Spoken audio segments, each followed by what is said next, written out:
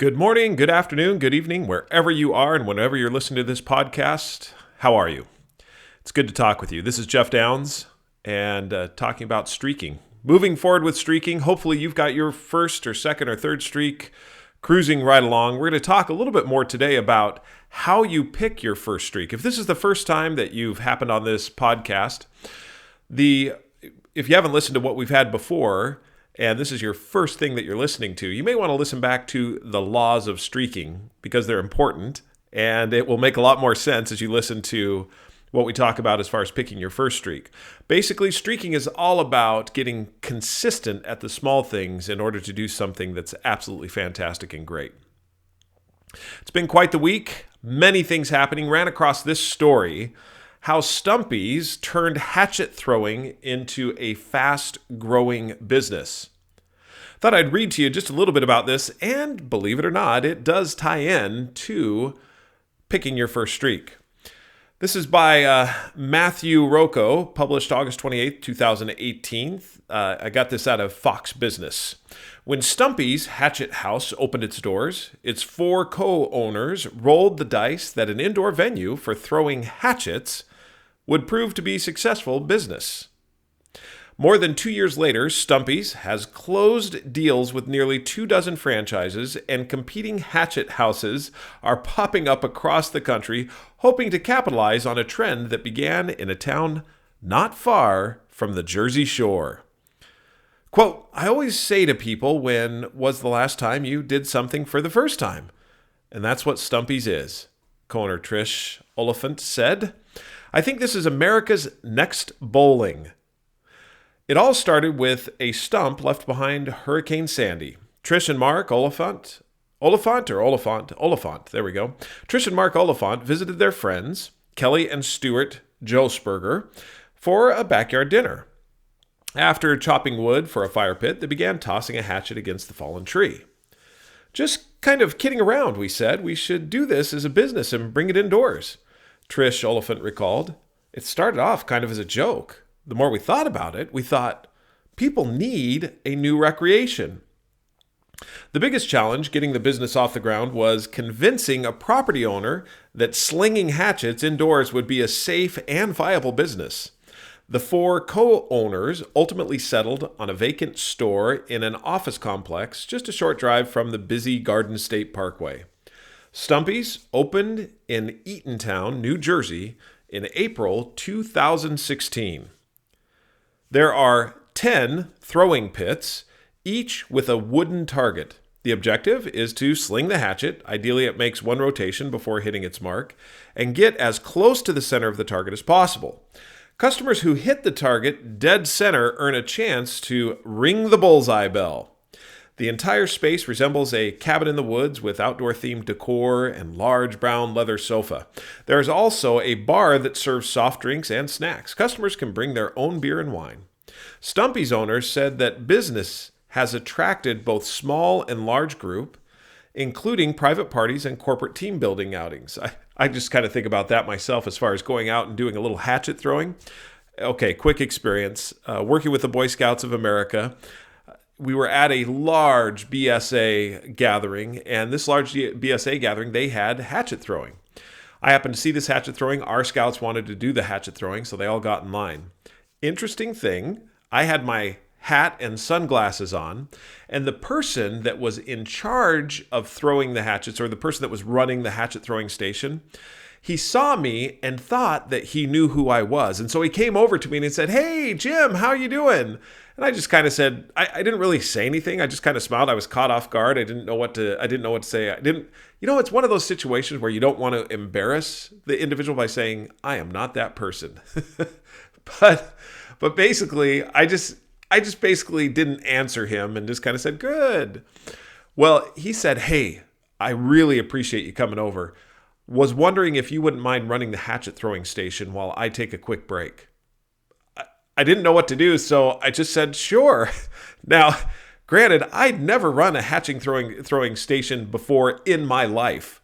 However, I'd been watching him for a little while, and I figured, well, Anyone can do this. Have them step up to the line, make sure no one throws it while someone's down lane, retrieving their hatchet, make sure that everyone is safe and protected. Several of the scouts asked me 3 or 4 different times, well, why don't you show us how to throw the hatchet? Why don't you do it? I had never thrown one in my life, and had I thrown it, I would have been the laughing stock, and they may not have ever signed up for the hatchet throw again. But basically, I ran the hatchet throw. My scouts came up, and they're like, what are you doing? I said, don't worry about it. Just go with it. They threw their hatchet. A couple of them did pretty good. And then the guy came back and said, thanks so much, Jim. Boy, I really needed that break. I really appreciate it. And I was like, no problem. Handed him the hatchets, and I got out of there before he recognized. I thought I saw in his face, just as I was leaving, that he didn't really know if I was the person that he thought I was. Kind of interesting, huh? Throwing hatchets, though, seems like it's a pretty fun idea, pretty fun business idea. And honestly, doing it as a team building or some of the different corporate building, team building events, even some of your youth groups or things like that, it could be a lot of fun. The Eatontown venue, which employs 16 people, hit $1 million in sales after 16 months in business. Can you believe that? $1 million in sales after 16 months of business. Quote, this business has just taken off to the point where it's been life-changing for us, Kelly Josberger said, later adding that while retail is down because people are buying things online, you can't buy an experience online. What an excellent point. Buying an experience. As you think about your own business and your own leadership and the people with whom you engage, and you think about the organizations that you lead, think about the experience that they're having. And will your experience exceed or be better than the online experience that they can have elsewhere? When you add value, when you add more value than what people have in their hand or in front of their face, that makes a large and significant difference. It's one of the reasons I really like this business, is they're not selling necessarily any type of product. What they are selling is a service or not even a service, it's an experience. And to have this experience, I don't know if you've ever done the treetop adventures, but again, another type of experience that you have that you really can't get online. Now, aided by online reservations and online sales, things like that. However, the experience in and of itself is something that you cannot get online. Really finding a business like that and wrapping yourselves around it can be a huge opportunity for an entrepreneurial venture. While retail is down because people are buying, you can't buy the experience online. Stuart Joshberger believes Stumpy's growth will continue to accelerate, saying the Hatchet House could be coast to coast in 5 years. I think at the rate we're going, we might have as many as 50 or 60 stores open at that point, he said. Stumpy's is seeking a rapid expansion through franchising. Sorry, repeat myself a couple of times there. The company has received hundreds of franchise requests, and 21 locations have already been sold in New Jersey, New York, Pennsylvania, Delaware, Texas, Florida, Massachusetts, and North Carolina. Stumpy's is open for business in Fairfield and Greenbrook, New Jersey, and more franchises plan to open by the end of the year.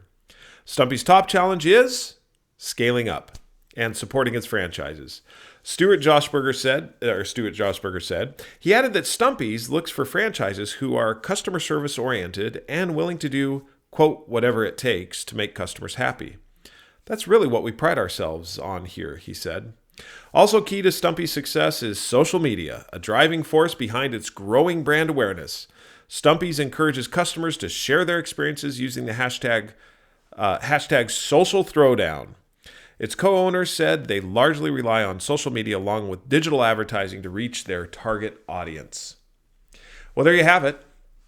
Stumpy's, throwing hatchets. And how in the world does this even relate to picking your first streak or streaking in hell?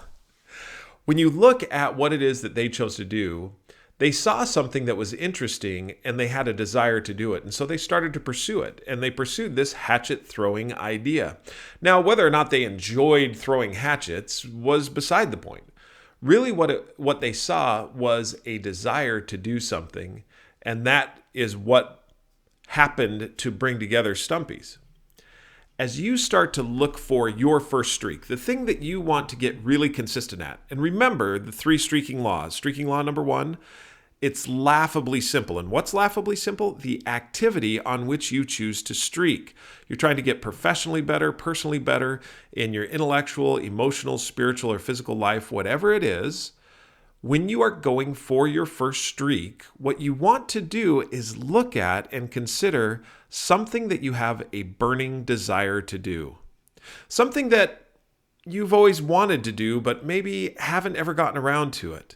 Or you've always wanted to be consistent at, but really haven't. Now, I know it's easy to go to physical exercise or eating or any of those things. And sure, that may be a great place to start. What I would suggest is really looking at other areas also as far as your professional life. Recently, Jamie and I went up and spoke at the Michigan Lean Consortium. I think I talked about that on a podcast a little bit ago. But at the Michigan Lean Consortium, these are all individuals who are professional continuous improvement practitioners. They take Lean and Six Sigma and have done, a lot of them, black belts in the Six Sigma, and do this process and are professionals at it. So the question that we should have asked them but didn't is, in your professional life, what would make you an even better Lean practitioner if you did something daily? If you did something daily that supported your Lean practitioner, what would that daily thing be, and what would you need to do? Write the list. Here's all the things I feel I should be doing. Here's all the things I want to be doing. You know, as a Lean practitioner, I'm sure that there's several things that you could look at and say, if I do this daily, review one Lean principle daily, or read, at least one paragraph in a professional journal or Lean book. Any of those things, again, extremely simple. Having that as your first activity then on which you streak, and then recording that you did it. Law number 2 is recording that you did it. And then law number 3 is creating the community. Isn't that great? You have this community now of Lean practitioners. Well, let's go back to Stumpy's. Stumpy's, you have this community of hatchet throwers. Now, hatchet throwing, I'm sure, was not, anything that was, that was going to, in their minds, going to be something fantastic and big. They just thought it would be a lot of fun to do. But as you look at it, creating this community all of a sudden then brings about the viral advertising or the social media advertising that allows you to share it with, or that allows you to grow and progress because you've shared it with others. When you pick your first streak and you're looking at the burning desires, the thing that you want to do, and then making it laughably simple. So for me, for example, it was all about writing a sentence. For you, and writing a sentence because I wanted to be a writer or continue to write. Now, whether my writing is great or not, I'm not really concerned about that, other than I know that every day I am writing. And I shouldn't even say I'm not concerned about it. I am, but I'm not concerned about it in necessarily the streak. With the streak, it's write at least one sentence daily, record that I did it, and I share it with the community around me. There are a community of writers out there who love to receive feedback on their writing. And you may want to do that as well. But you can look at it in your professional life. If you're a sales professional, what's one thing that you could do daily that would help you to get very consistent and good at being a sales professional? What does that look like? Would it be studying one sales principle or concept daily? And maybe not even studying is probably too hard. Look at it as reviewing. What if I were to review one sales concept daily? What would that look like? When you pick your first streak and start doing it, resist the urge to pick a lot of streaks. Now, I've talked with people before that have wanted to start streaking. They come up with a list of 10 or 12. When Jamie and I started the whole streaking methodology, we had the happy accident of starting with just one, which happened to be our running streak. And we had that going for, I think it was 150 days or so forth before I had the idea of, wow, maybe I could, if I can do a mile every day, can I streak something else such as floss my teeth? And so flossing my teeth became the second streak, and I added a couple of more, but I didn't add any others until I'd been at least past 100 days of consecutive, consistent streaking. What that did is add to the confidence that I could actually keep something consecutive and consistent. Self-credibility is a huge one. And as you continue to build your the credibility with yourself, then you can evaluate whether or not you want to add another streak. I today look at when I am considering adding another streak, it is not a simple decision because I know that as soon as I commit to it, in other words, as soon as I say that's going to be a streak of mine, because of the success that I have had, there's no excuse for me to not have success on the next one. As long as I follow the rules, it's simple. It's laughably simple. I record it every day and I create a community around it, or I join a community with it. When you set your first streak and you get the confidence behind it and you have other streaks and then you add another streak after 100 days, you'll be very careful as to what you want to add because you know your self-credibility will be through the roof. And you know and will know that you can keep a promise to yourself. Part of keeping that promise to yourself is all about setting up the streak in the right way. Well, hopefully you have an opportunity to go out to Stumpy's. I don't know if you will. And hopefully that starting your first streak will be something that you really enjoy and want to continue to do. When you get past that 100 days, then you can start to look at the other areas of life that you want to improve in. Well, that's all I have time for today. Hopefully you've enjoyed it and it's been helpful to you. And I look forward to talking with you again about streaking. Next time, we'll talk a little bit about what are the different streaks that I've added and why have I added them? What's kind of been the thought process behind them as I've added them? Hopefully that'll be a little bit helpful.